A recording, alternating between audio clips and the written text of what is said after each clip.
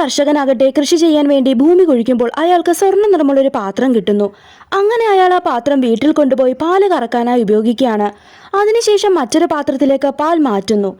എന്നാൽ പാൽ ഒഴിക്കുന്നതനുസരിച്ച് കൂടി വരികയാണ്. അങ്ങനെ ആ കർഷകന് മനസ്സിലായി തനിക്ക് കിട്ടിയത് ഒരു മാന്ത്രിക പാത്രമാണെന്ന്. അങ്ങനെ ആ ഒരു പാത്രം ഉപയോഗിച്ച് അയാൾ ഒത്തിരി കാശ് സമ്പാദിക്കുന്നു. അയാൾ ഒരു വലിയ പണക്കാരനായി തന്നെ മാറുകയാണ്. അങ്ങനെ ഈ പാത്രത്തിനെ കുറിച്ച് അറിവ് കിട്ടിയ കുറച്ച് കള്ളന്മാർ അത് മോഷ്ടിക്കാനായി അയാളുടെ വീട്ടിലെത്തുന്നു. അങ്ങനെ മോഷ്ടിച്ചുകൊണ്ട് പോകുമ്പോൾ ആ കള്ളന്മാരുടെ കയ്യിൽ നിന്നും ആ പാത്രം ഒരു വെള്ളച്ചാട്ടത്തിലേക്ക് വീഴാണ്. അങ്ങനെ ആ പാത്രം ഒരു വയസ്സായ അമ്മൂമ്മയ്ക്ക് കിട്ടുന്നു. ആ അമ്മൂമ്മയാകട്ടെ ആ പാത്രത്തിൽ ഇഡലി വിൽക്കുകയാണ്. എന്നാൽ ഇഡലി തീരുന്നതേയില്ല. ഇഡലി കുറഞ്ഞു വരുമ്പോൾ വീണ്ടും ഒത്തിരി ഇഡലികൾ അതിൽ നിറയുന്നത് അമ്മൂമ്മ കാണും. അങ്ങനെ ഇതൊരു അക്ഷയപാത്രമാണെന്ന് അവർക്ക് മനസ്സിലാകും. ആ അമ്മൂമ്മയാകട്ടെ അതിലൊരു നോട്ടിടുന്നു.